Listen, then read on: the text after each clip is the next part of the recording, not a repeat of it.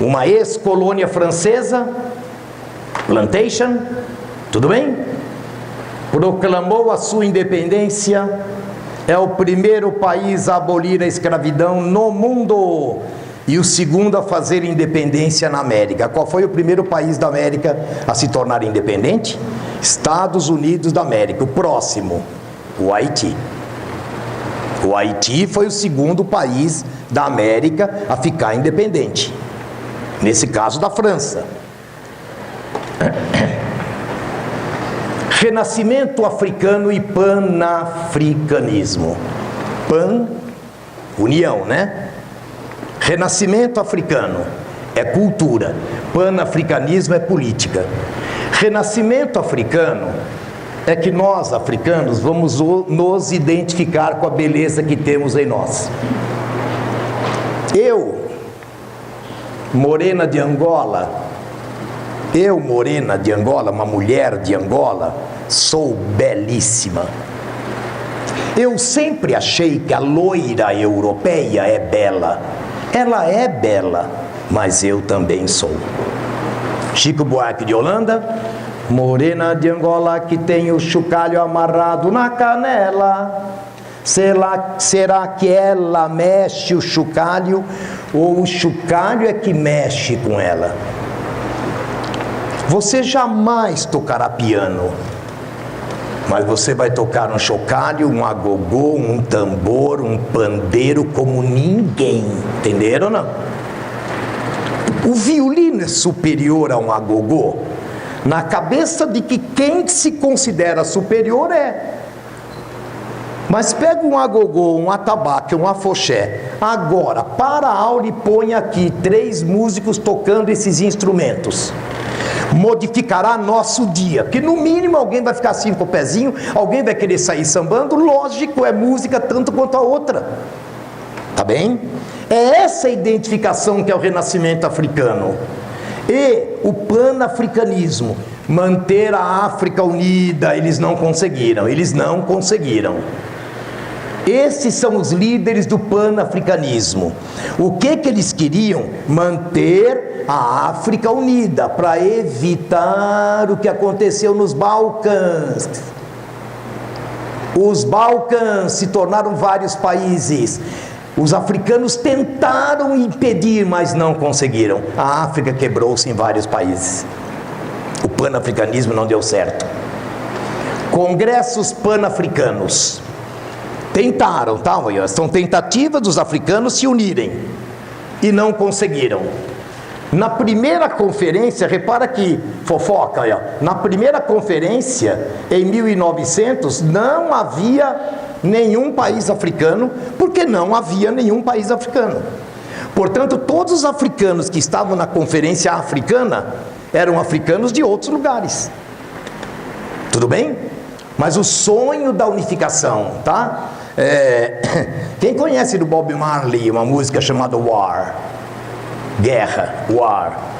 É um grito pelo panafricanismo, pela união do negro de qualquer lugar do mundo. Legal? Está acabando. Liberdade completa aos povos da África, aos povos de origem africana. Não precisa ser na África, então. Igualdade de raça negra com todas as raças. É a grande briga deles. Controle das terras africanas pelos africanos, que é óbvio, mas o imperialismo não deixa. Liberdade de comunicação no interior e ao longo da costa africana. Renascimento africano. Aí tem um nome fantástico chamado Aimé Césaire, e um outro no próximo slide, acho que é o próximo slide, Leopold Senghor.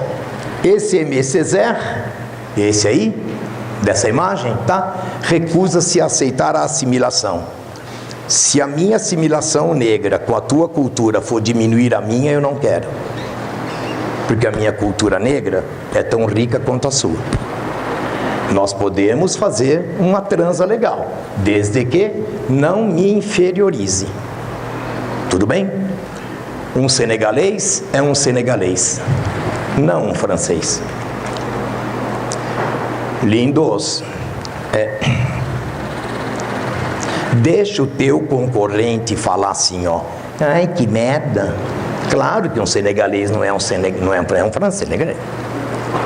Mas que besteira! Se você olhar esse mesmo texto com absoluta profundidade, o senegalês voltou a usar a roupa do Senegal. O senegalês voltou a amar as pessoas como se ama no Senegal. O senegalês e a senegalesa voltaram a cantar as músicas do Senegal.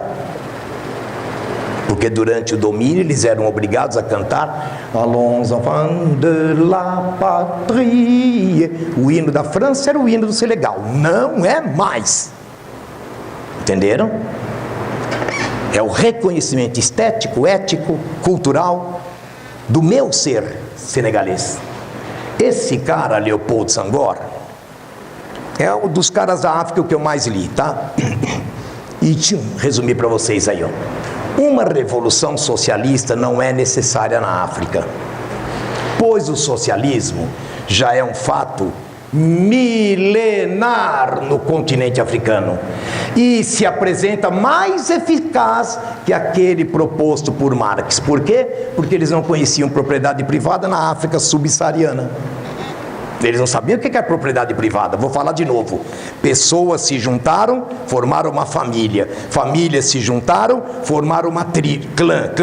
Clãs se juntaram, formaram uma tribo, que era nômade, não tem propriedade privada. Portanto, eles eram socialistas e não sabiam disso. Só que esse intelectual negro diz: o nosso socialismo já é nosso, não precisamos de ideias marxistas aqui dentro. E a última linha dele lá, ó, tá? O capitalismo também não, porque o capitalismo é o elemento alheio à África, foi imposto a nós, tá bem? O socialismo nascido aqui, autóctone, deve ser a base da África independente. Eu vou apostar mais nessa, viu agora? Descolonização da África independente, da África portuguesa. E lá vieram os aviões bombardeando-nos, e vimos juntos as mesmas aldeias arruinadas, as mesmas populações em fuga perante as bombas, os mesmos mortos queimados pelo napalm, que foi usado na guerra do Vietnã.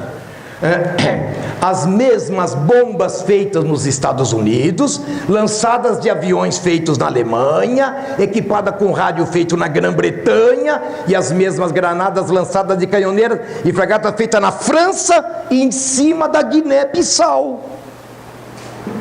Tudo bem? Tá tudo bem? O grito desse cara. O mundo neocolonialista imperialista se juntou para impedir a independência de uma colônia. Pronto, esse é o grito de desespero dele, de Pepetela, tudo bem? Dele, de Mia Couto. É esse o grito, gente. Esse cara, Amílcar Cabral, líder da independência de Guiné-Bissau, Agostinho Neto de Angola, Samora Machel de Moçambique, da Frelimo. Aí o Mia Couto aí, ó, é o Mia Couto, tá? Terra Sonâmbula. Quem leu, ou leu o resumo, pelo menos Terra Sonâmbula, é o Mia Couto aí, tá?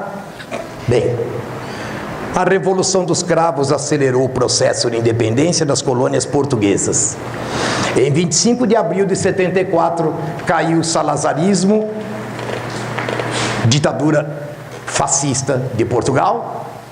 Os jovens capitães, os jovens derrubaram o fascismo, tomaram o poder sem dar um tiro. Na ponta dessa arma, um cravo. Daí, Revolução dos Cravos. Quando a Revolução dos Cravos derrubou o fascismo português, as colônias portuguesas se aproveitaram disso e se tornaram independentes de Portugal. Conferência de Bandung. Eu não dei essa nem em aula até hoje. Quem é meu aluno, levanta a mão só para fazer um balanço. Legal. Que pena, a turma da noite não veio? Não, né? Noite.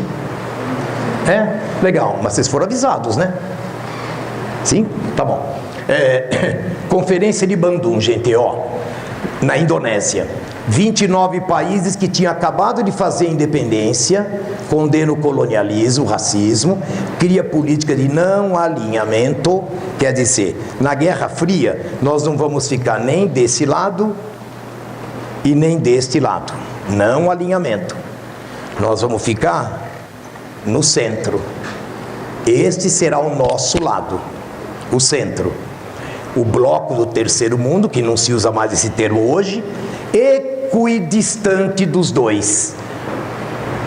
União Africana, inspirada na União Europeia, é uma tentativa panafricanista de unir os povos africanos. Alguns resultados da missão civilizadora: conflitos étnicos, conflitos intertribais, interétnicos, baixo IDH, fome, subnutrição, migrações, epidemias. Apartheid. Por que o apartheid durou tanto tempo na África do Sul? Porque durante a Guerra Fria os Estados Unidos sustentaram a África do Sul e o apartheid da África do Sul. O apartheid, a segregação até 1994. Tudo bem?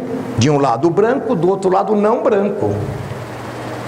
O apartheid na África do Sul, que foi derrubado por o movimento de Nelson Mandela e outros, né? As potências ocidentais lideradas pelos Estados Unidos foram coniventes com o apartheid, pois a África do Sul estava engajada no combate aos movimentos de esquerda, especialmente intervindo no processo de independência de Angola, de Moçambique, que eram de esquerda. Aí os Estados Unidos jogaram duro na África do Sul, para a África do Sul fazer a independência de Angola do ponto de vista capitalista e não socialista. Então, os homens líderes do apartheid negociaram. Você quer que eu vou foder o movimento pró-libertação de Angola? Então você sustenta o nosso modelo. E os Estados Unidos democraticamente, os Estados Unidos democraticamente sustentaram uma ditadura racial na África do Sul, o apartheid. A luta contra o apartheid. 3 grupos culturais vieram para o Brasil: sudaneses, guineanos, sudaneses e bantus. A presença desses africanos enriqueceu nossa cultura. Não tenta anotar não? Não tenta anotar bobagem, né? No idioma, na oratória, na literatura, na composição, no cinema, no teatro, ciência, tecnologia. Estes caras são os brasileiros de cultura afro-brasileira que não entram na nossa casa com a mesma quantidade de vezes que entram estes aqui, ó. Esses aqui entram na nossa casa todo dia, porque são os atores globais, fazendo o papel de negro mesmo ou fazendo o papel outro, tudo bem? E normalmente subalterno. Estes negros que a mídia permite que sente comigo no sofá, tudo bem? E logicamente esse cara jamais entrou na sua casa, quase certeza que esse cara nunca entrou, e é um dos grandes criadores de teatro negro no Brasil, que formou os negros do outro slide. Só que a consciência política do Abdias Nascimento, tudo bem? Teodoro Sampaio, André Rebouças. Na religião, nas artes marciais, na música, nos instrumentos musicais, na culinária, não tem jeito. A africanidade faz parte da gente. Nas obras de arte de Aleijadinho, do mestre Valentim, mais no Rio de Janeiro, Aleijadinho mais em Minas Gerais. E na luta negra para se libertar.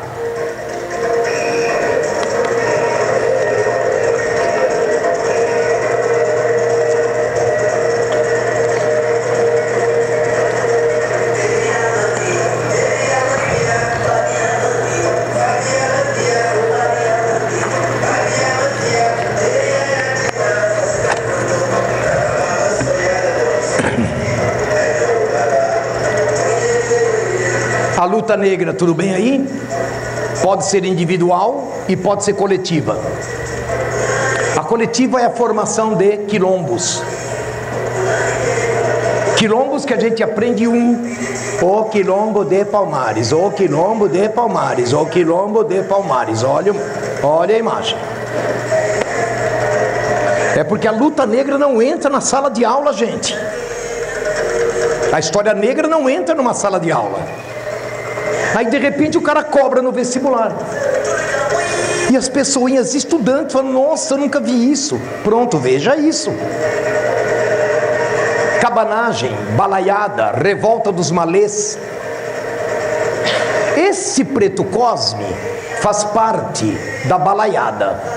Preto Cosme era um preto aquilombado. Ele e outros foram mortos pela ação do Duque de Caxias. Do Duque de Caxias. Qual dos dois aparece nas páginas do livro da minha filha? O Duque de Caxias. Não aparece Preto Cosme nos livros de ensino fundamental. O Preto Cosme não aparece, mas o Caxias, fundador do Exército Brasileiro, ó, que lindo! Esse cara aparece, lógico. Tá bem? Segundo reinado, processo abolicionista. Luiz Gama, Zé do Patrocínio, Castro Alves, Joaquim Nabuco, André Rebouças. Opa! Na República Velha, a revolta da chibata de João Cândido. Tudo bem? No Rio de Janeiro. Na década de 30, Frente Negra Brasileira. Não o vestibular do ano passado, o vestibular anterior ao ano passado, pergunta na Unicamp, tá? A formação de um partido negro no Brasil. Isto é verdade. A fundação de um partido negro em 36. Só que quando Vargas deu o golpe do Estado Novo em 37, fechou todos os partidos, inclusive o primeiro e único partido negro fundado na história do Brasil. E coloca nesse endereço aí, ó, poetawagner.blogspot.com. A palestra está publicada no blog. No blog está escrito lá, se vocês escreverem um pouco de África, é esse o texto. Tudo bem? Se tentar copiar não vai dar tempo, lamento muito, porque tem textos longos demais aí. Tá tudo bem? poetawagner.blogspot.com.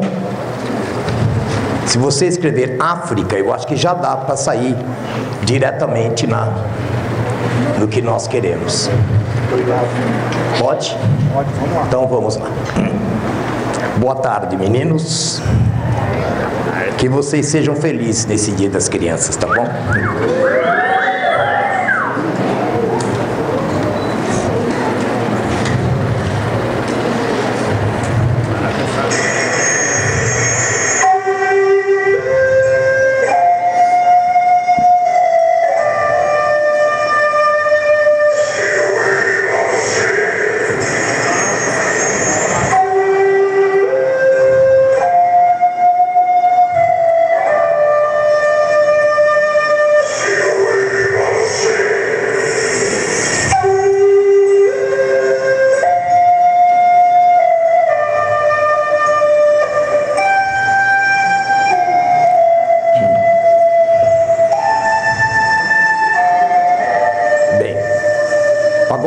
Textos a respeito do preconceito em relação ao africano, ao negro em geral. Repare na última fala, como é que esse autor caracteriza o negro. Padre Antônio Vieira e a relação dele com o negro e com a escravidão. Para ele, a escravidão é uma cópia do sofrimento de Cristo. E portanto o negro que passar por isso se salvará para a vida eterna. A escravidão é um milagre, um grande milagre. Ainda Padre Vieira, nos sermões de Padre Vieira, para confirmar o que ele pensa a respeito da negritude no Brasil colonial, século 17, Padre Vieira, né? Mais uma vez ele relaciona a vida de Cristo com a vida dos negros trabalhando nos engenhos. Um mapa mostrando que nós, saindo da África, passamos homens para todos os continentes. E o número em vermelho é o número de 1000 anos que o homem chegou naquele lugar. Há dois modelos de estudar: o modelo multirregional, que o homem teria nascido em vários lugares, e o mais aceito hoje, que é o modelo saindo da África e se esparramando para outros lugares. A África não é uma parte histórica do mundo, não oferece nenhum movimento, desenvolvimento ou progresso próprio. O que entendemos propriamente por África é o espírito sem história. Hegel, o grande Hegel do século XIX, dizendo que na África não há história. Só tem um jeito de não existir história, é não existir o homem. É como ele não reconhece que aquele cara é um homem, então não há história. Esse mapa mostra o rastro mitocondrial feminino. Quando o homem morre, leva consigo a mitocôndria, mas a mulher passa para a próxima geração. Mapearam mitocôndrias em mulheres do mundo todo e há uma estreitíssima conexão com a África. Alguns números da economia africana: 75% do titânio, 90% da platina, 35% do urânio, 57% da produção de ouro, 45% do cobre e do cobalto, 23% do antimônio, a grande riqueza africana. E esse mapa mostra onde é que essas riquezas estão. Eu sei que não dá para ver, mas ele está publicado para você olhar com cuidado. A grande riqueza africana distribuída pelo continente.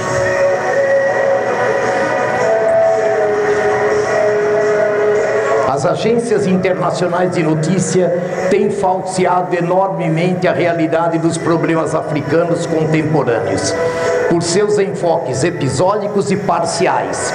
O crivo ocidentalizante é tão forte que a realidade africana é pintada como um quadro de figuras exóticas e acidentais. Nós somos estudantes de uma escola que pretende colocá-los na universidade. Tudo bem? E quantas vezes a África entrou na nossa televisão, na nossa notícia? Quando é que entrou no CBN? Quando é que entrou na CNN? Quando é que a África foi notícia?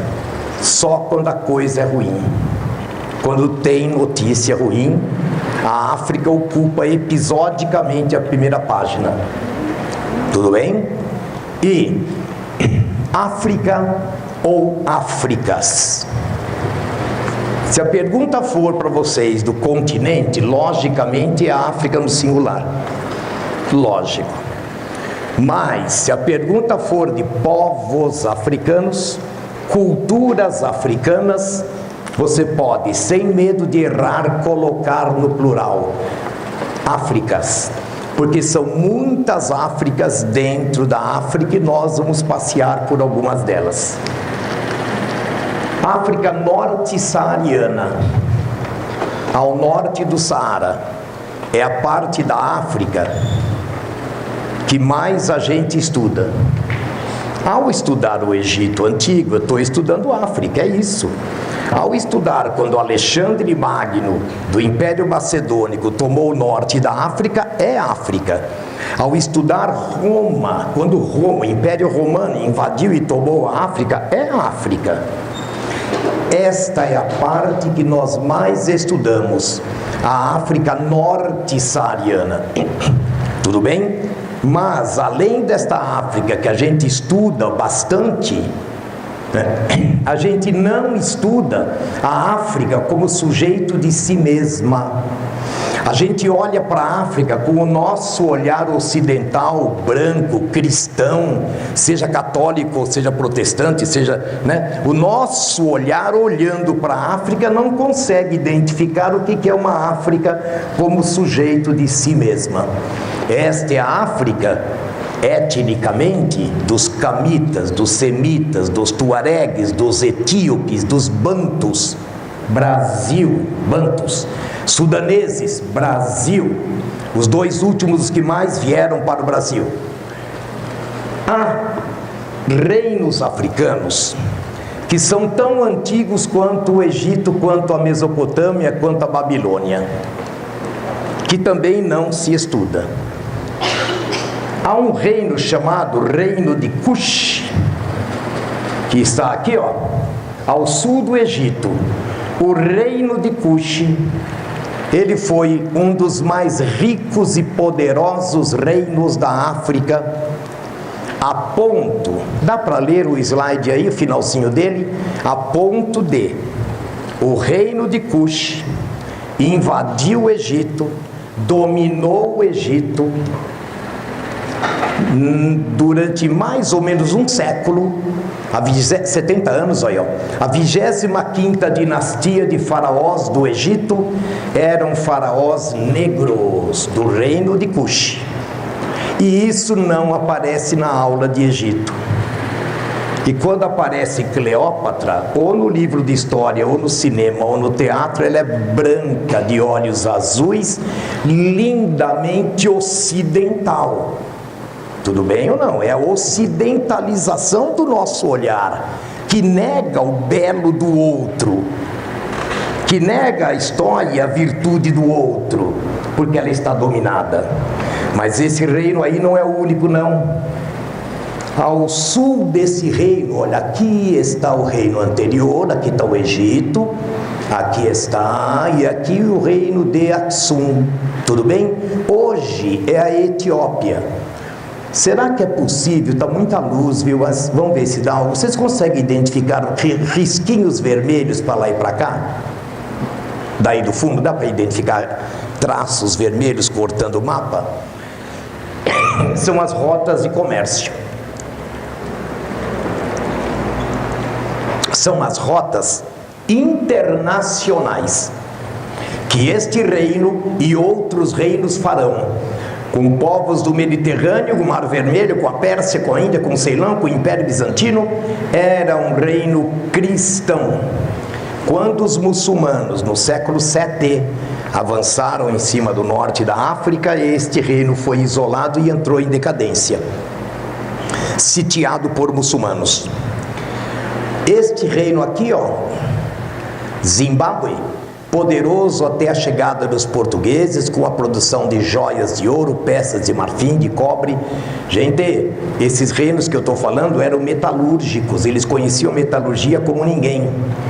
A tese sendo defendidas hoje, de uns 5 anos para cá, terminando a tese, de que a metalurgia do Brasil foi trazida não por Portugal, porque não tinha metalurgia em Portugal, por negros que vieram como escravos, e eles lá já conheciam a metalurgia e trouxeram as noções de metalurgia para o Brasil colônia.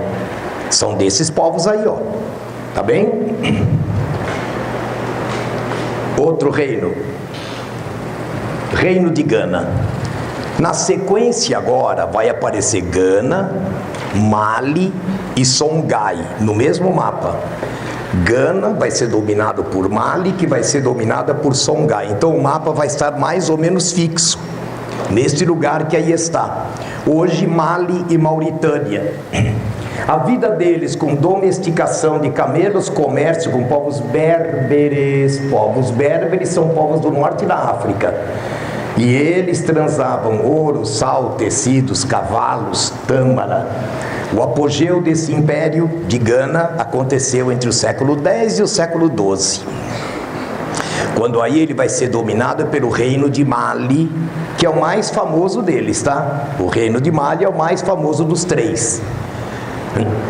O reino de Mali, tá vendo? Tomou o mesmo espaço que antes era Gana, agora todo esse mapa virou reino de Mali. logo ao sul do Saara. O Saara está aqui, ó, o Saara está aqui, a floresta tropical está aqui, é na região de passagem da floresta tropical para o deserto, do Saara, tá? O reino de Mali dominou o reino de Gana, já vimos isso agora mesmo nos slides, liderados pelo príncipe Sundiata Keita, o homem que já foi considerado o homem mais rico do mundo na sua época, o homem mais rico do mundo como pessoa na sua época. Ele dominou a bacia do rio Níger, construção de ricas mesquitas. Vou fazer de conta que eu estou fazendo vestibular. Se aparecer esse texto para vocês, o cara perguntar qual é a religião deles, se não aparece a religião deles aí, qual é a religião deles pelo texto? Qual é a religião de Mali? Não está escrito no texto, não está escrito no slide no meu caso, mas não está no texto quando for o teu caso, vai? Qual é a religião deles? Qual é a religião que se reúne em mesquita? É muçulmano. É muçulmano que faz as suas orações em mesquitas, tudo bem? E grandes centros de estudos como Tombouctou. Tombouctou foi na cidade de Tombouctou, tinha 150 escolas. A biblioteca de Tombouctou tinha 5.000 livros registrados. Encontraram os documentos citando a presença de milhares de livros na universidade de Tombouctou. A Universidade de Tombouctou herdou o saber da Grécia Antiga. Grécia. Estou falando de Sócrates, Platão, Aristóteles, mas também estou falando de Tales de Mileto, estou falando de Pitágoras e outros. Estes saberes, na Europa cristã, foram banidos pela igreja cristã. Era proibido ler Aristóteles. Em Tombouctou não era. O próximo slide é, acredito eu, fundamental para você matar questões a respeito da comparação da cultura europeia na mesma época que estou comparando Mali e o reino de Songhai que vem a seguir.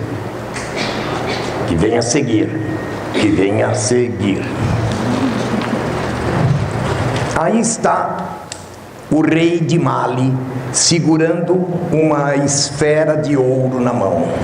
Primeiro é de ouro, segundo é uma esfera. Terceiro, em que século que eu estou? Procura uma data do texto, como se fosse a prova do vestibular. Procura uma data do texto para você se localizar. Que época que eu estou? Século? Não aparece nenhum século aí? Ah não, é aqui que aparece século lá. Século 14, tá vendo? Vou voltar lá. Século 14, vou voltar. O que a Igreja Católica Apostólica Romana ensinava na Europa? A Europa era o continente mais atrasado do mundo. Eu vou repetir, sem medo de errar e sem querer prejudicar vocês, tá? Na África, o reino de Mali que vai se tornar reino de Songhai. Na Ásia, o Império Mongol e o Império Chinês. Na América, que não aparece nesse texto, é claro, os Incas, os Maias e os Astecas. Impérios gigantescos e fantásticos.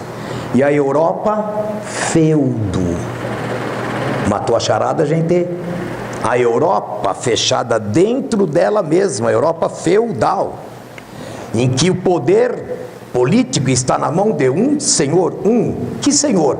O senhor daquele feudo, em que os reis o poder político dos reis era descentralizado, não era centralizado. A Europa era o continente, né, mais atrasado do mundo nesta hora que vai aparecer o texto agora aí, ó, com o reino de Songhai Repetindo, tá? Ali era Gana, passou a ser Mali, passou a ser Songhai. Tá bem? Alguém já conseguiu abrir no celular? Conseguiu por causa de 3G, não sei o que, 4G, 80G? Então, acho o ponto G, é mais fácil. Tudo bem? Achou? Aí fica, esses mapinhas estão lá, é isso, tá? Esses mapinhas estão lá. Reino de Songhai, vasto território a sudoeste do Saara. Universidades como a de Sankor e depois em Tombouctou no século 14 e 15. Quando os portugueses chegaram nessa região, adivinha o que eles vão fazer com os livros da biblioteca de Tombouctou? A mesma coisa que fizeram com os livros e bibliotecas de dentro da Europa, porque era proibido ler Platão, era proibido ler Aristóteles, era proibido ler. Quantidade de analfabeto na Europa feudal, quase 90%. Portanto, os caras não têm acesso a nenhuma leitura. Ao passo que, na mesma cidade de Tombouctou tinha 150 escolas para todos os níveis e tinha a maior biblioteca do mundo na época, por comparação. E a gente aprendeu a não estudar África. É esse o problema, tudo bem? Quando ela tem muito a nos ensinar. Bom, diferente disso tudo, e mais vestibular, a África subsaariana. Agora eu estou ao sul do Saara. Aqueles reinos que eu mostrei estão na passagem do Saara para a floresta tropical. Agora eu estou nessa passagem e na floresta tropical. Tudo bem? Subsaariana. Ao sul do Saara, então, nós estamos, diversidade étnica, cultural e linguística. Você pode pôr no plural Áfricas. Primeiro item é esse, porque há várias Áfricas, tudo bem? Organização em famílias, clãs e tribos. O que é uma família?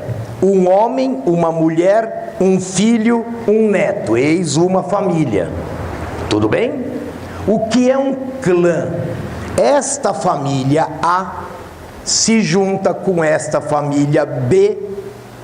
Famílias se juntam, formam o clã.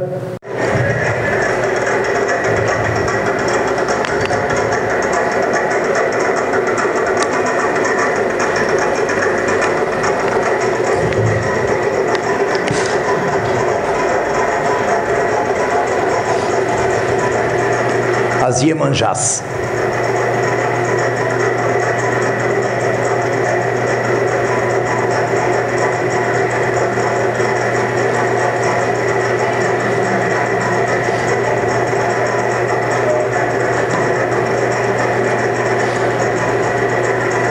A entidade africana traduzida para a cultura brasileira. Xangô, para nós cristãos, de qualquer religião, né? Cristã, São Miguel Arcanjo.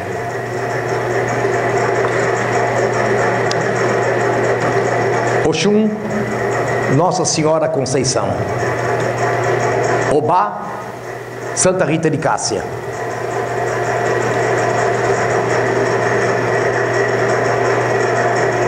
Esposa de Ogum.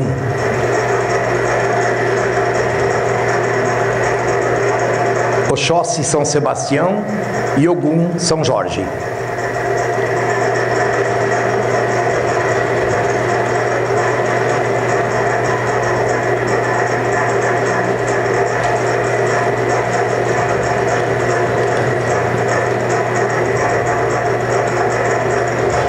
Iansã, Rainha dos Raios, que na cultura cristã católica, Santa Bárbara.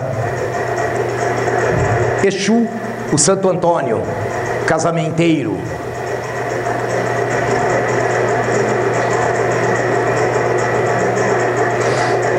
Aí eu publiquei essa listinha aí, como é a entidade na África, na cultura afro original, e a relação dele com as entidades nossas aqui, Entre eles, Oxalá, que é Olorum. Em alguns lugares, Oxalá. que é o espírito acima de todos os espíritos. Ou seja, existência de uma fonte criadora universal. Aquilo que nós chamamos de Deus, a fonte criadora de todas as coisas. Eles também acreditam, só que usam a palavra Oxalá ou Olorum. Algumas das entidades podem nomeá-la de outra forma, mas tudo é o mesmo Deus. Tudo bem? Obediência aos ensinamentos básicos dos valores humanos, como fraternidade, caridade e respeito ao próximo.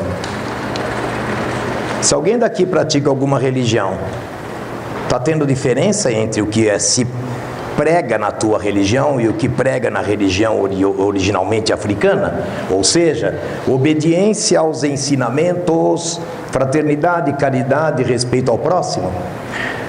A caridade é uma máxima encontrada em todas as manifestações existentes na África, tá? Cada orixá controla e se confunde com um elemento da natureza.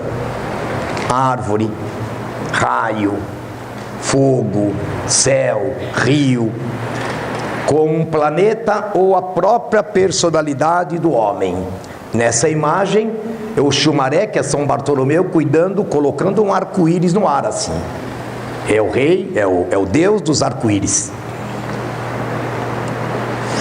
A manifestação dos guias para exercer o trabalho espiritual incorporado em seus médios ou aparelhos. Ele incorpora, para quem é cristão de algumas religiões, que acreditam que é possível que venha um antepassado seu, uma pessoa que você quer, que você vai visitar, ele veio até aqui. Isso aí é africano também, tudo bem? O mediunismo como forma de contato entre o mundo físico e o mundo espiritual manifesta-se de diferentes formas. Crença na imortalidade da alma e na reencarnação. Agora nós, tá bom? Para redação, não para prova de história, juro, tá? Que viva Marcela, tá? Gente, se você pegar mais de mercados para o produto europeu, excedente populacional na Europa, porque as melhores condições de vida, o europeu passou a viver mais tempo do que antes. Aplicação de capital excedente, porque era necessário pegar um volume de capital e levar para qualquer outro lugar para aplicar esse capital. Obtenção de bases estratégicas, especialmente em ilhas. A diplomacia do canhão, essa é fácil, né? A Bélgica, a França, a Inglaterra coloca um canhão na cara do negro africano e diz: se eu apertar esse botão, esse canhão vai funcionar em cima de você. Ele não chegou a acionar o canhão, mas ele mostrou que ele pode acionar o canhão. Pronto, o outro lado se rende e assina os acordos de exploração colonial. O fardo do homem branco. O homem branco acredita que ele é superior aos outros homens e que ele tem uma carga, um fardo, uma carga. Ele deve levar a civilização, última linha, ele deve levar a civilização a outros povos. O que Darwin escreveu, pegaram o darwinismo, que é uma ciência, tudo bem? E transformaram numa maneira de explicar a superioridade do homem branco, porque o homem branco, é lógico que ele é mais apto do que o homem negro, do que o homem preto, azul, amarelo. Nós cristãos de pele branca somos superiores, segundo os imperialistas, é claro. Algumas histórias, gente, lamento profundamente, é o lado triste para mim é triste, tá? São 54 países na África, gente. Essa palestra tem 2 horas, e se eu der um por um, vai ter 8 horas de palestra. São 54 países. O que eu vou tentar fazer? Pegar aqueles que são mais viáveis e colocar alguns exemplos, tá bom? Entre eles, Libéria. Está aqui, Libéria, origem, uma organização filantrópica mesmo, na época do presidente James Monroe, o cara da doutrina Monroe, América para os americanos, aquele cara lá. Ele pegou muitos negros escravos dos Estados Unidos e deu liberdade a eles. Liberty, esses caras saíram dos Estados Unidos, atravessaram de volta, eles saíram da África para a América e agora estão voltando da América para a África, com a diferença que eles são livres. Por isso Liberty, Liberty. A capital da Libéria é Monróvia, com R, Monróvia, ou seja, do James Monroe. Então é um país independente, de uma história diferente das outras que eu dei até agora, tá bem? Porque ela é formada por ex-escravos dos Estados Unidos que agora são livres num país deles chamado Libéria. Tá vendo, ó? Libéria. Cidade do Cabo. Cidade do Cabo tinha mais chance na época da Copa do Mundo, que foi na África do Sul. Mas tá aí, ó. A Cidade do Cabo tem uma história estranha, gente. Os portugueses chegaram lá, Cabo da Boa Esperança.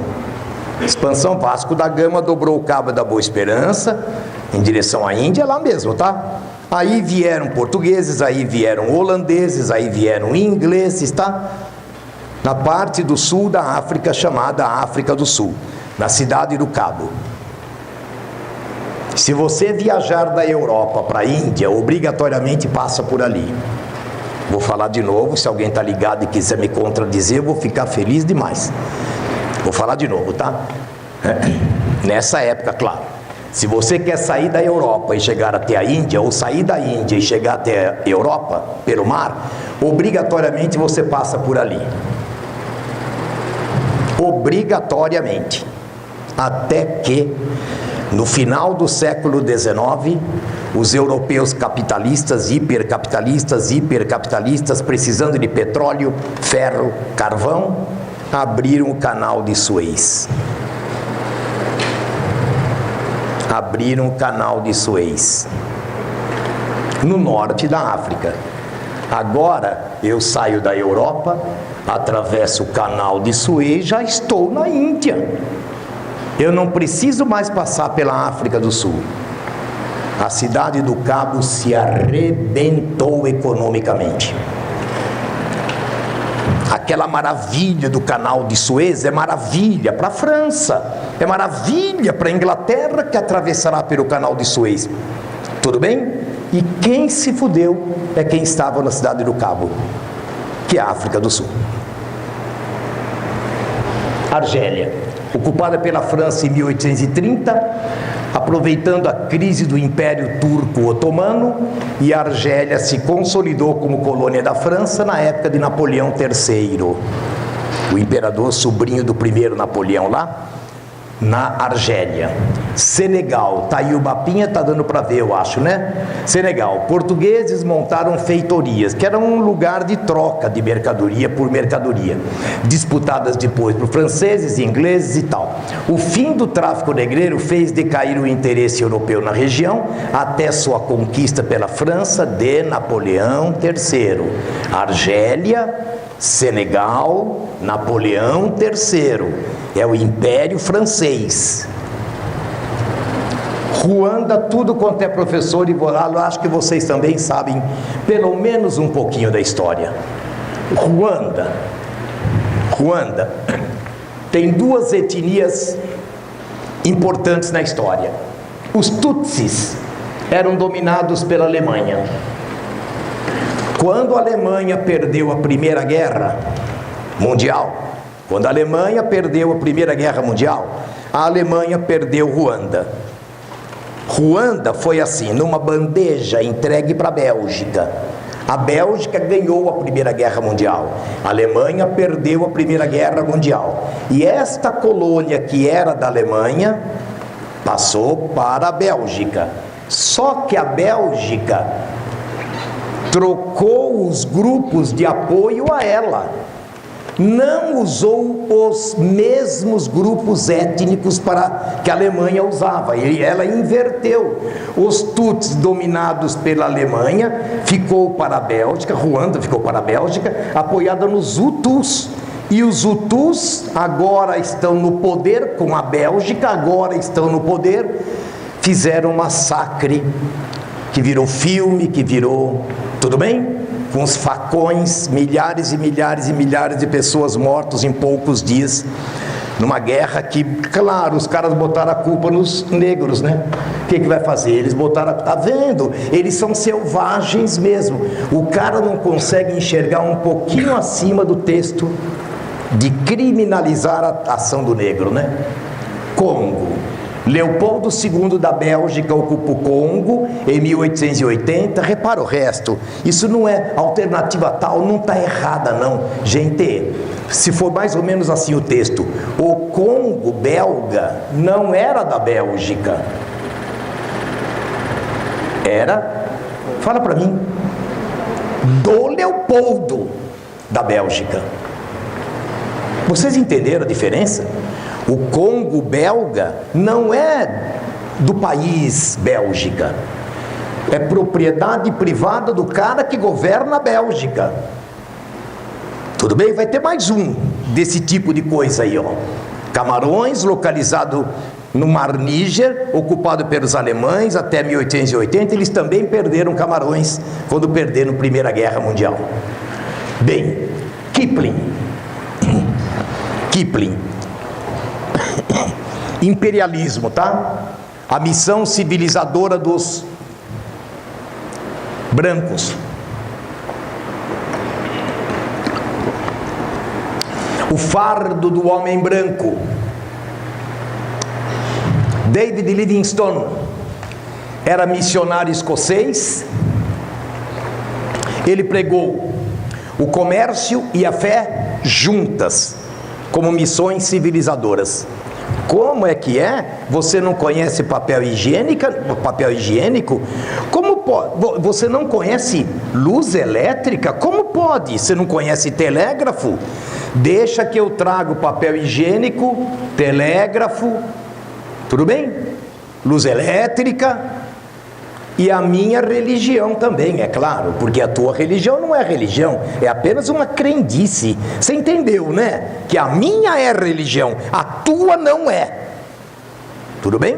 É o papo da superioridade do homem sobre o outro, né? Esse cara, gente, é mais vestibulável do que todos. Cecil Rhodes.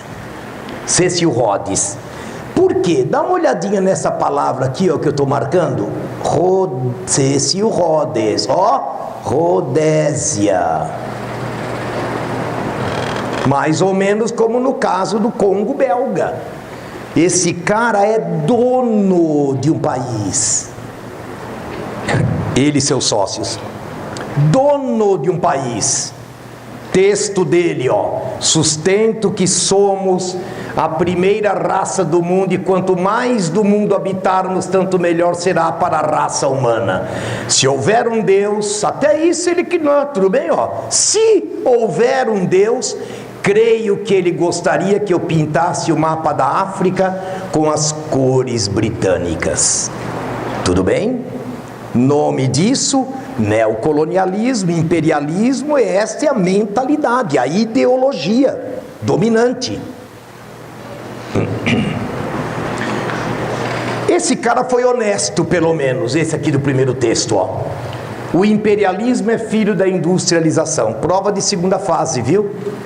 Se cair de novo, você mata essa ou não? Começa assim: na segunda revolução industrial, indústria. Na segunda revolução industrial, petróleo, energia elétrica, tá? Tudo bem? Na segunda, a produção aumentou exponencialmente, e todo o país da segunda revolução industrial precisa de mercados. Pronto. O resto vai. Tudo bem?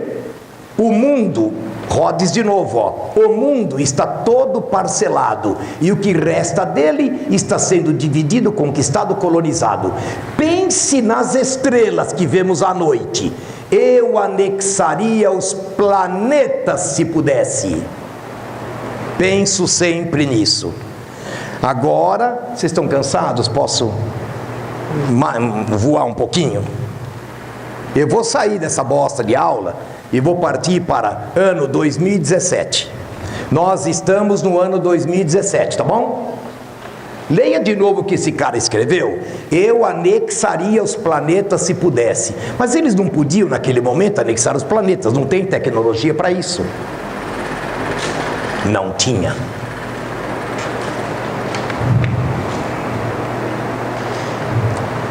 Eu quero saber se vocês entenderam o que eu falei. No século XIX eles não tinham tecnologia para isso, para anexar os planetas. Mas no século XXI ele já tem. Claro que a notícia que aparece para nós na revista Veja, na Globo, no Globo, né? Será que existe vida em outro planeta? Ainda bem que nós estamos indo para Marte. Nós estamos indo para, né, os anéis de Saturno, as luas. Que lindo! Será que existe vida além da vida aqui na Terra? Será que estes caras estão gastando zilhões para ver se tem vida em outro planeta? Voltem para o que o Rhodes escreveu no século XIX. Se esses caras chegarem em algum lugar que tiver ouro, platina, tungstênio, etc., foda-se se tem vida ou não. Entenderam o meu voo? Porque tecnologia para isso, se ainda não tem, quase tem. Quase tem. Eu não estarei vivo, estou com 70 anos, mas vocês estarão vivos quando alguém vai descer num planeta e vai fazer coisa lá. E talvez repita esse discurso, né? Lógico. Surgiu um novo modo de explicar as diferenças entre os povos: racismo. Vestibulandos lindos, não use a palavra racismo antes do século XIX. No feudalismo era senhores e servos. A diferença não era racial. Roma conquistou escravos. A diferença não era racial. Era o homem livre e o escravo. Não era raça. Não era. Usem a palavra racismo apenas do século XIX em diante. Tá bem? Não usem para trás. Então, no racismo. No entanto, os argumentos raciais encontram muitas dificuldades. Se os arianos originaram tanto os povos da Índia quanto os da Europa, o que poderia justificar o domínio dos ingleses sobre a Índia, que também é ariana, ou a sua superioridade em relação aos indianos, que também são arianos? A Inglaterra é ariana, os indianos são arianos. A única resposta possível parecia ser a miscigenação. Eu vou pensar com a cabeça, é um tesão que eu vou fazer agora, gente, tá bom? Eu vou raciocinar com a cabeça de um inglês imperialista. Eu vou assumir como se eu fosse um imperialista, tá? Sim, nós somos arianos. Hitler tinha orgulho de ser ariano, a raça pura, né? Os ingleses também. Aqui na Índia, eles também são arianos. Mas nós aqui da Inglaterra, arianos, somos superiores aos indianos. Por quê? Porque estes indianos se misturaram com raças inferiores. Leia o texto, leia o texto. Raças inferiores inferiorizaram o arianismo da Índia. Sacaram não o texto? Na cabeça desse cara. Só que eu vou propor o contrário. Eu vou propor o contrário. Em algum momento de sua história, os arianos da Índia teriam se enfraquecido ao se misturarem com raças aborígenes consideradas inferiores. Olha agora o outro lado da história. Mas ninguém podia explicar por que esta ideia não foi aplicada nos dois sentidos, ou seja, por que os arianos não aperfeiçoaram aquelas raças em vez de se enfraquecerem. Ou seja, eu estou aqui na Índia. Eu, ariano, me misturei com raças inferiores. E as raças inferiores me inferiorizaram. Mas se uma raça me inferiorizou, quem é superior?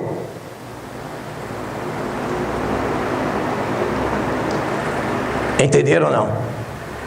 Porque se é superior, eu vou te inferiorizar. Mas não, esse cara acredita que a Índia pode ser dominada, que a Índia é inferior, porque a Índia se misturou com outras raças inferiores. Ora, se as outras raças são inferiores, não teriam inferiorizado uma raça que é superior. Matou? O racismo é uma blasfêmia contra a verdade dos homens. O racismo é uma mentira que interessa aos dominadores. Em qualquer aula, em qualquer povo, não tem jeito. É uma invenção dos dominadores, gente. A gente fala tanto de Hitler, que Hitler acreditava na raça pura, que Hitler é mesmo. Hitler já nasceu assim ou ele aprendeu a ser assim? Como personagem, homem. Tudo bem? Ele aprendeu a ser assim. Tá bem? Conferência de Berlim, famosa, né? Os europeus pegaram o mapa da África e dividiram a África em pedacinhos. É a partilha afroasiática. Perguntaram para os africanos o que eles acham disso? Não. Tudo bem? Na Conferência de Berlim, a corrida ao continente africano foi acelerada, num gesto inequívoco de violência geográfica. Guarda essa para vocês. E isto é uma violência geográfica. Vou pegar a prova de geografia, tá bom? No Brasil pratica-se muita violência geográfica, especialmente contra índios. Nós brancos falamos que os índios têm terra demais. Agora, nós índios, que somos nômades, acreditamos que estão tirando o oxigênio do nosso povo, reduzindo nossa terra. Tem que olhar com os dois lados, os dois olhos, não tem jeito. Descolonização. O processo de descolonização, a independência da África, foi acelerado a partir da Primeira Guerra Mundial, na crise de 29, e depois da Segunda Guerra Mundial. Se é depois da Segunda Guerra Mundial, é durante a Guerra Fria. De um lado Estados Unidos, do outro lado a União Soviética. Nos confrontos mundiais, as metrópoles precisaram formar tropas com colonos. De novo, França levou colono da França para a guerra. Inglaterra levou colono da Inglaterra para a guerra, é isso, tá? Belga levou colono belga para a guerra. Estes notaram que seus dominadores também morriam, sofriam, choravam e temiam a violência da guerra. Assim, começava a desmoronar o mito da superioridade do branco sobre o outro. Eu, Wagner, estou muito cansado hoje. Eu estou muito cansado. Vocês também? Vamos, gente. Olha para o que está no texto. Eu estou cansado, gente. Há 3 noites que eu não durmo com as balas passando pela minha cabeça. Eu, francês, branco, cristão, superior, estou com saudades do peixinho que eu deixei no aquário na minha casa. Será que ele já morreu? Será que meu filho pequenininho cuidou do meu peixinho? Como é que será o meu cachorro, o meu gato lá na minha casa? Entenderam ou não? Ao lado dele tem um marroquino que olha para ele e fala: opa, esse cara não é superior a mim. Ele grita mãe. Ele grita mãe quando ele é ferido. A superioridade de um homem sobre outro é mito. E estas pessoas estão percebendo isso, que é um mito criado pelos superiores. No Tratado de Versalhes,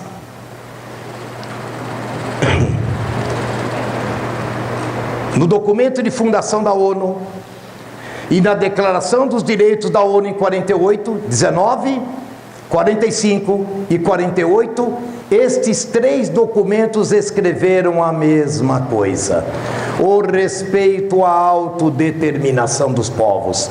Tratado de Versalhes, o documento de criação da ONU em 45 e a Declaração dos Direitos da ONU em 48 disseram o direito de autodeterminação dos povos. Portanto, o teu povo tem direito de autodeterminar sua própria história. E isto acelerou as lutas de independência na África e na Ásia. Durante a Guerra Fria, a Segunda Guerra Mundial enfraqueceu as potências tradicionais. A Inglaterra ganhou a guerra, mas perdeu com a guerra. A França ganhou a guerra, mas perdeu com a guerra. A Bélgica ganhou a guerra, mas perdeu com a guerra. Tudo bem? Tudo bem? Os que ganharam a guerra nem sempre ganharam com a guerra, mas os Estados Unidos ganharam com a guerra. Na Guerra Fria, Estados Unidos de um lado e União Soviética de outro vão apoiar esta independência, o outro apoia essa independência. Para quê? Quando esse país aí nascer, ficará sob minha influência. No mundo da Guerra Fria. No mundo da Guerra Fria. A essência do neocolonialismo é que um Estado que é teoricamente independente e dotado de todos os atributos da soberania, tem na realidade sua política dirigida pelo exterior. É o cara da independência de Gana, que voltou a existir na época da descolonização. Ou seja, a história da África continua sendo escrita de fora e não dela mesma. A partir de um certo estágio, as potências ex-imperialistas não tinham mais interesse em controlar lá dentro as colônias, mas agora ajudá-las a se desenvolver e substituir uma presença visível, tropa, exército, uma presença visível por um governo invisível. Cadê o governo invisível do Zâmbia? Cadê o governo invisível da África do Sul, de Luanda, Moçambique? Banco Mundial, Fundo Monetário Internacional. Ou você faz o que o Banco Mundial determina, ou você faz o que o Banco Mundial determina. Acho que fui claro, sim? Pronto. Eu não preciso ter tropas lá dentro.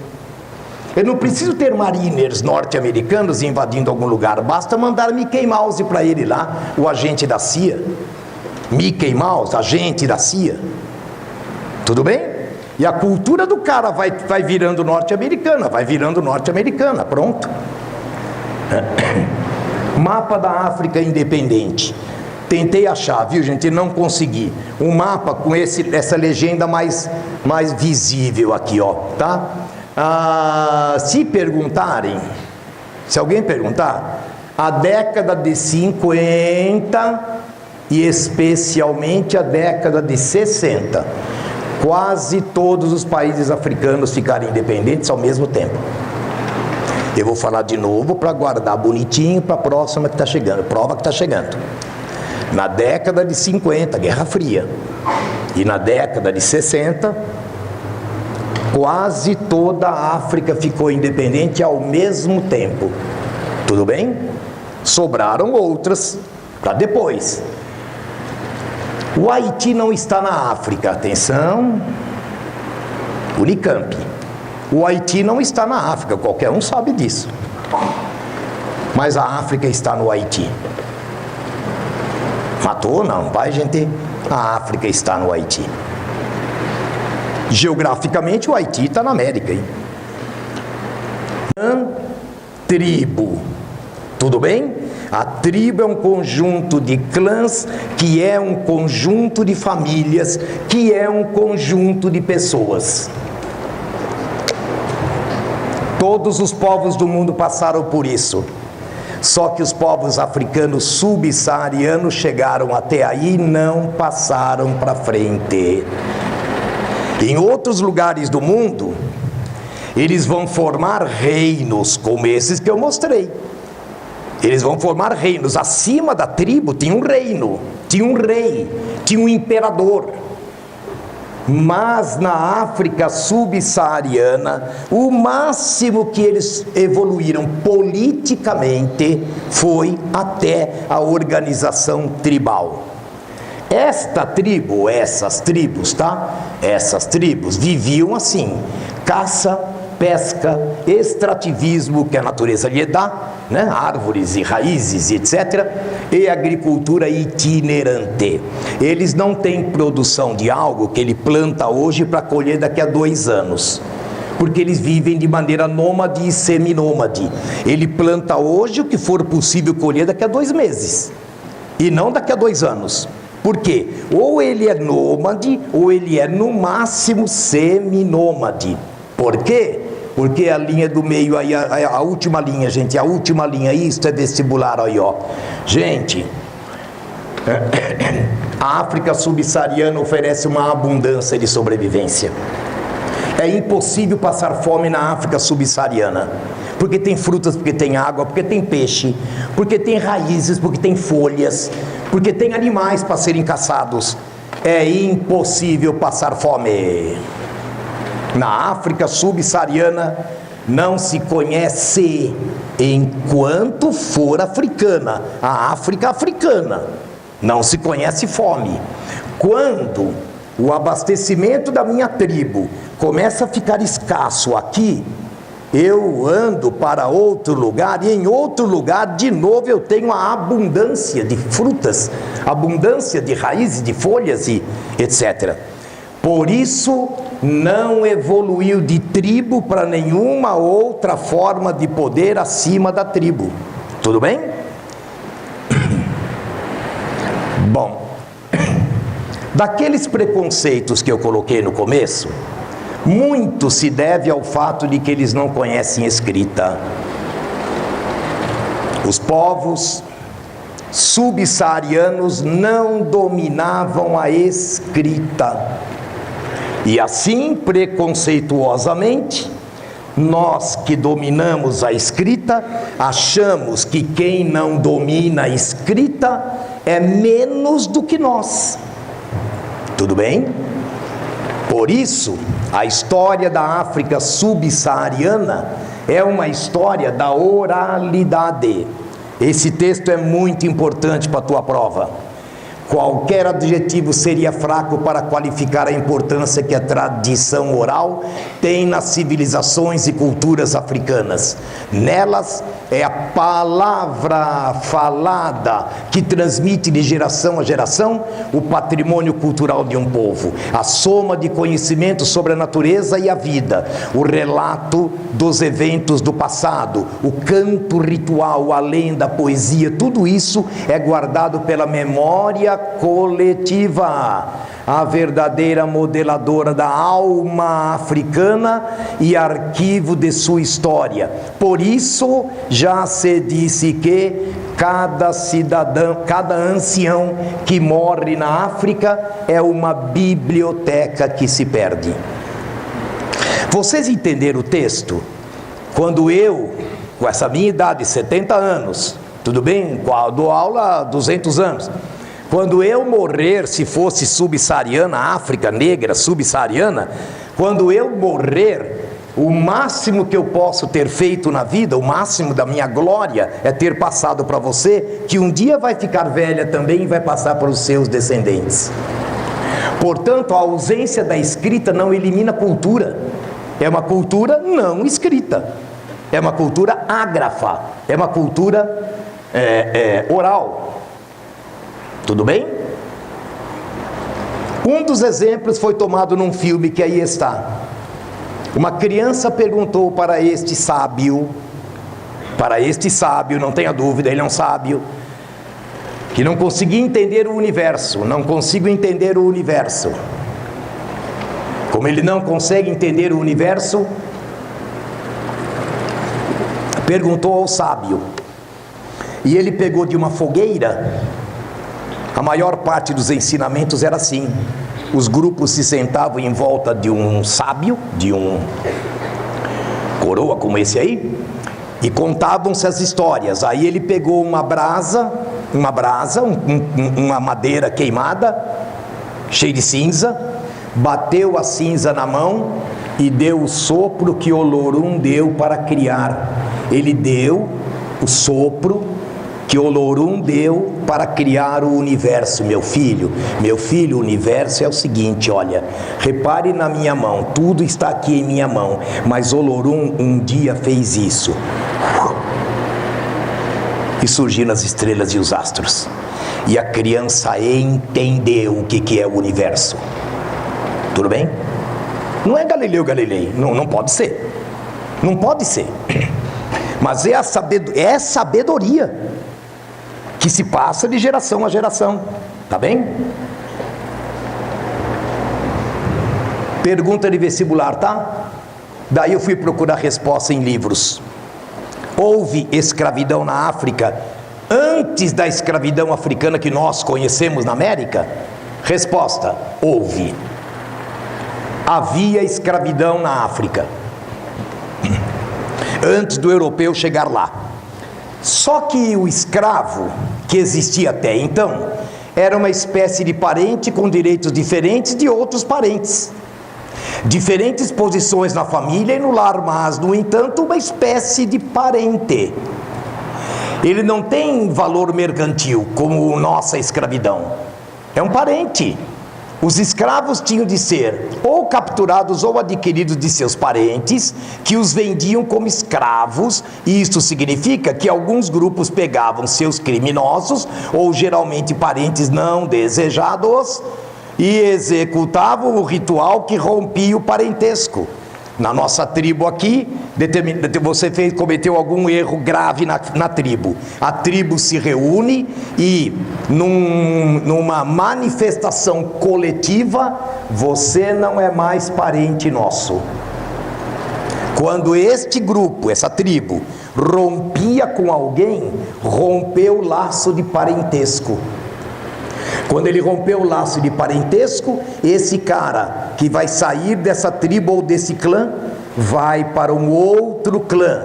Chegando no outro clã ou tribo, ele é um escravo do outro, da outra tribo, tá tudo bem?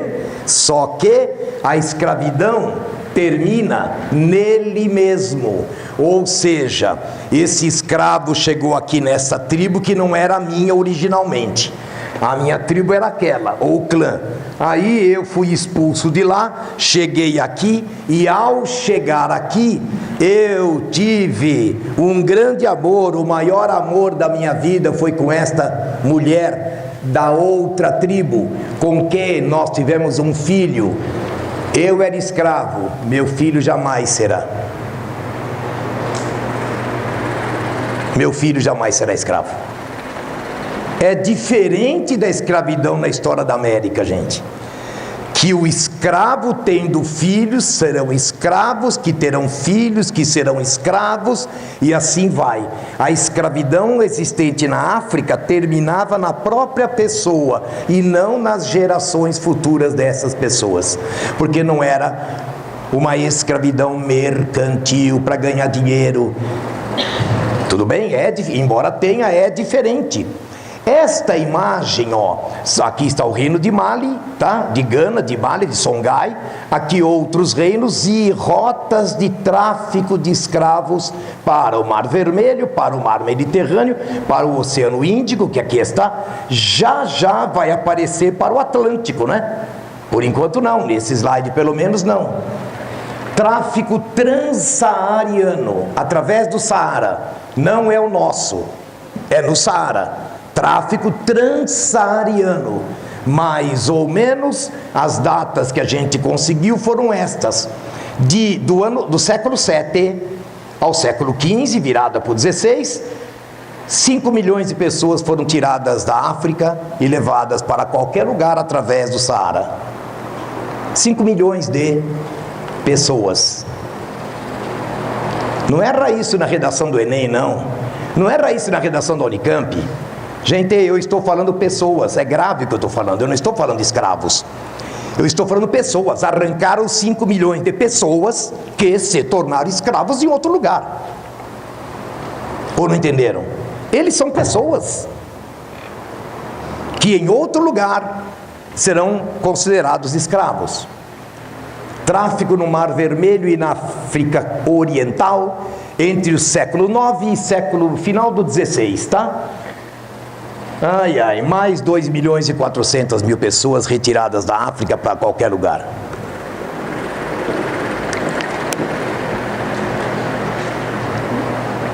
Mais 2.400.000 pessoas. O tráfico no Atlântico, de longe, mas de longe ganha 12 milhões de pessoas. 11, 12 milhões de pessoas arredondando. E destes 12 milhões de pessoas, para o Brasil, 1/3. Tudo bem? 4 milhões de pessoas foram traficadas e chegaram ao Brasil. É o tráfico vindo para a América e, nesse caso, no Brasil. Total geral de pessoas arrancadas da África: 5 milhões para o tráfico transsaariano, 2 milhões e meio para o tráfico do Mar Vermelho e África Oriental, para o tráfico do Atlântico 12 milhões, total 18 milhões de pessoas arrancadas da África e levadas para onde eles não queriam ir. Porque essa migração não é uma migração que o migrante decidiu, foi o sistema que decidiu levá-lo para outro lugar, qualquer que seja o sistema. Mercantilista, e aí estão os transportes de escravos e como é que eles eram trazidos para cá. Eles saíam da África como pessoas e chegavam na América como coisa, mercadoria, escravo. O tráfico de escravos provoca corrosão nas sociedades africanas e aumenta o choque de grupo contra grupo. A partir de um certo momento, quando eu cheguei aqui, eu era desta tribo, vou repetir a cena, cometi algum problema grave, a tribo se reuniu, rompeu comigo, agora eu não sou mais parente do lado de cá, eu vim para outra tribo, tudo bem? E esta tribo que me recebia de braços abertos, eu podia amar uma mulher, e se eu fosse mulher eu poderia amar um homem, eu poderia ter filhos, eu fazia parte da nova comunidade. A partir da chegada do capitalismo, esta tribo vai me vender para aqueles brancos que estão procurando pessoas negras. Pronto. Isso é que os autores dizem assim, aquela estrutura prévia da África anterior foi corroída, tudo bem? Exploração sistemática da costa africana, da colonização da América. Além do comércio de escravos, ouro, marfim e gêneros tropicais fixam europeus na África. Portanto, o capitalismo comercial integrou a África, especialmente a África negra, à América que estava sendo colonizada. Um dos textos mais belos que eu vi, o primeiro parágrafo caiu na Unicamp. O primeiro parágrafo já caiu na Unicamp, tá? Aí eu fui fuçar o resto, né? O Brasil é um país extraordinariamente africanizado. E só a quem não conhece a África pode escapar o quanto há de africano nos gestos, nas maneiras de ser, de viver e no sentimento estético do brasileiro. O escravo ficou dentro de nós, qualquer que seja a nossa origem. Com ou sem remorsos, a escravidão é o processo mais longo e mais importante da nossa história. Vamos ver se o cara tem razão. Brasil colônia, quantos anos mais ou menos? Da chegada do português aqui, 1500, tudo bem? Aí a colonização começou em 1510, depois do período pré-colonial, em 1530. De 1530 a 1800 e pouco, Brasil colônia. Feita a independência de 22 a 89, 1822 a 1889, dá 60 e poucos anos. República, de 1889 até agora. Tudo bem? Então, moçada, a escravidão, quanto tempo? 350 anos. Vocês entenderam o que eu fiz ou não? Eu peguei o Brasil, a história do Brasil, e piquei em pedaços.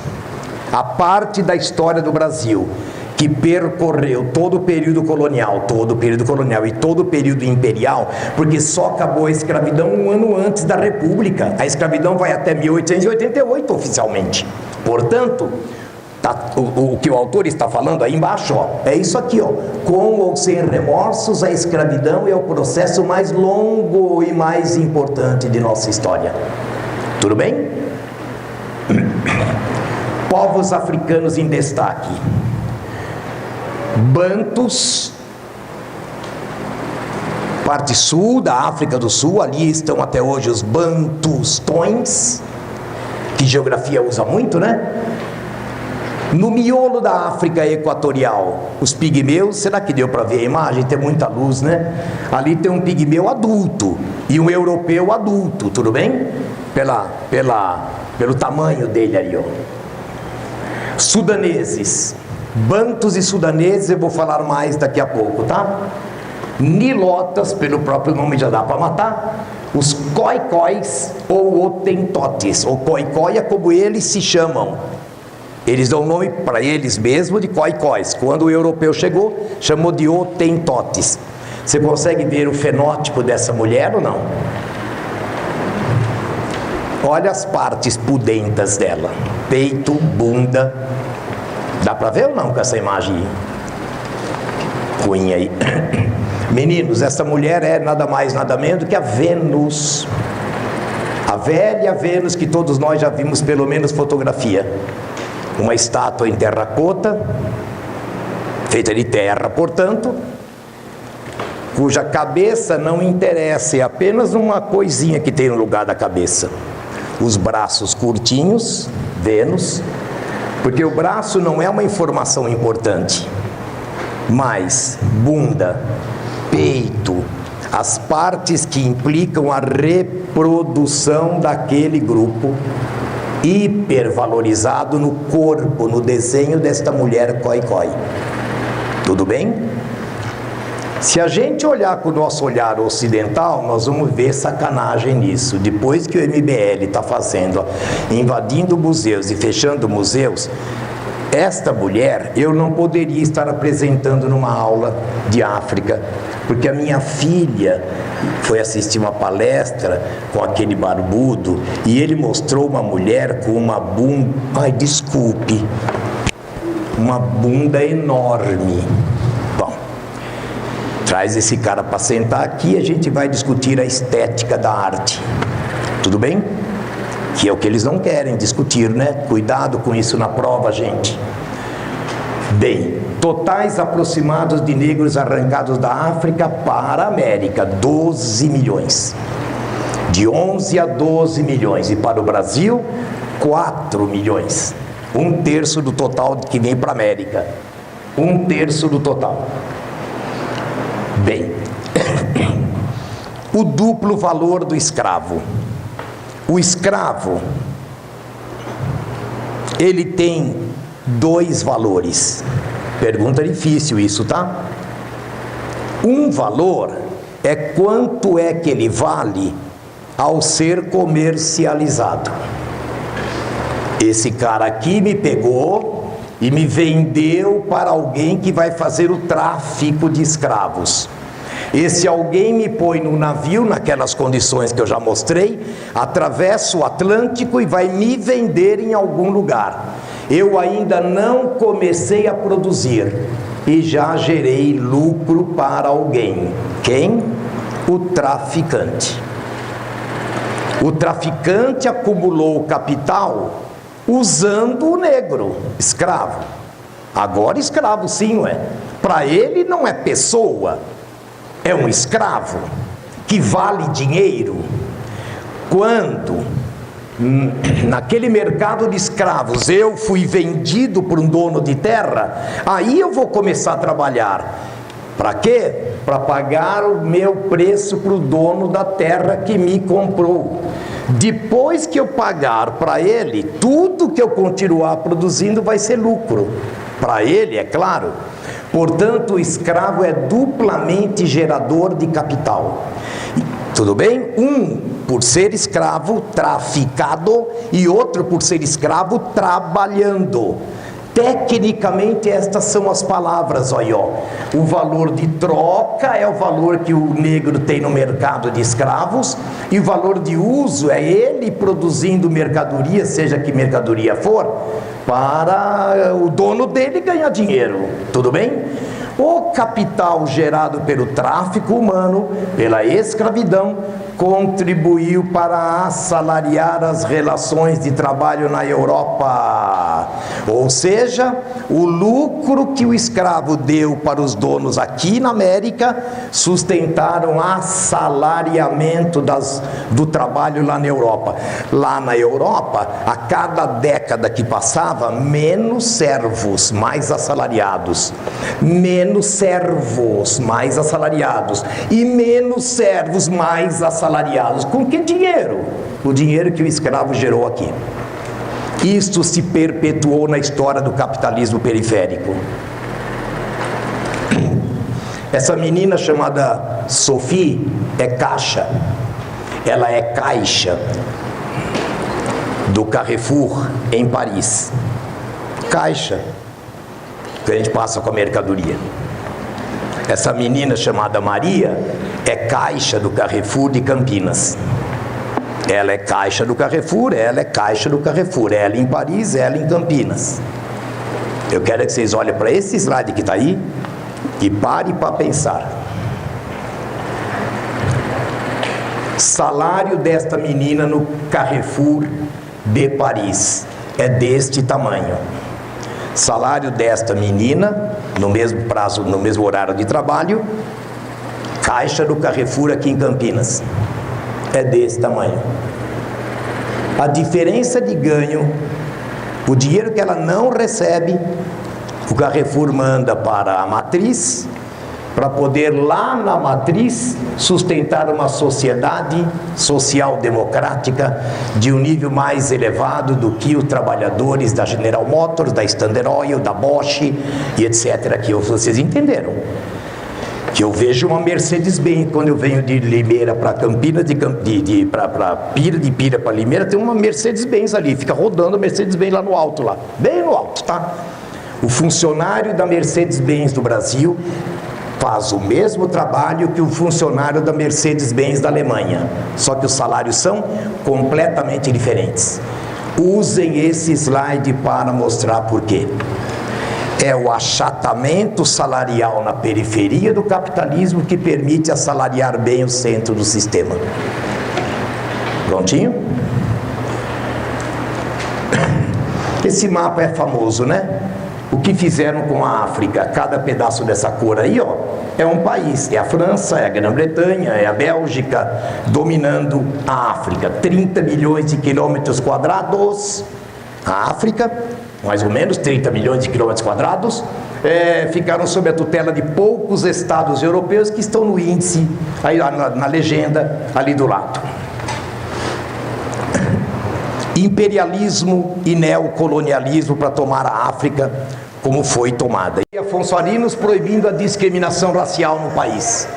É lei, é lei. Discriminação racial é lei. O movimento negro contra a discriminação racial é a defesa contra o racismo. Isso é Brasil. Em 94 criou-se o Conselho de Participação e Desenvolvimento da Comunidade Negra, um órgão público oficial do Estado de São Paulo, que ninguém conhece, Constituição Brasileira de 1988 estabelece que a prática do racismo constitui um crime inafiançável, sujeito à pena de reclusão nos termos da lei. Portanto, é lei. No dia 9 de janeiro de 2003, foi aprovada a lei que é essa aula minha é fruto dela, ó. Nos estabelecimentos de ensino fundamental e médio oficiais, torna-se obrigatório o ensino sobre história e cultura afro-brasileira. E, na mesma lei, 20 de novembro, o Dia Nacional da Consciência Negra, que é o dia da morte de Zumbi.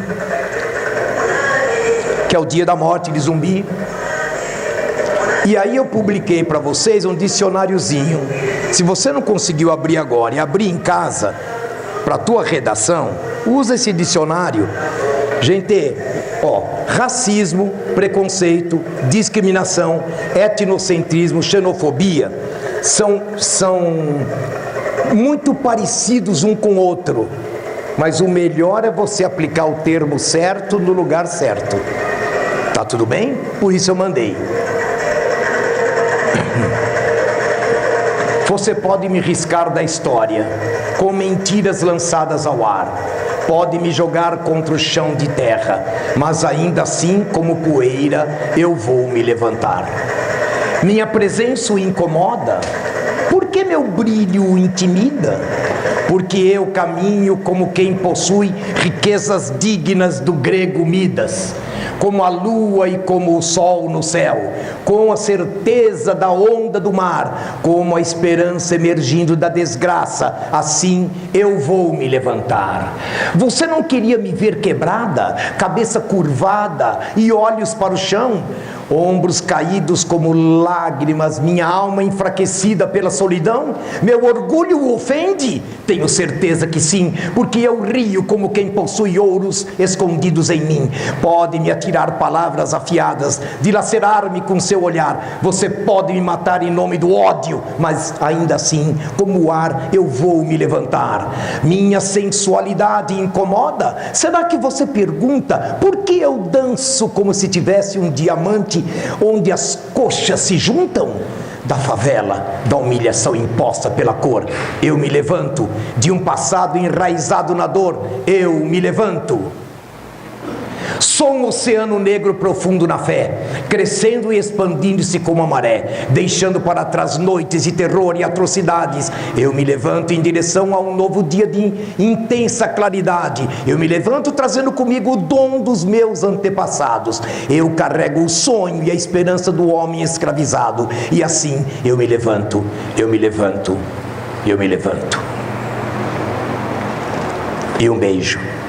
Obrigado por ter ligado.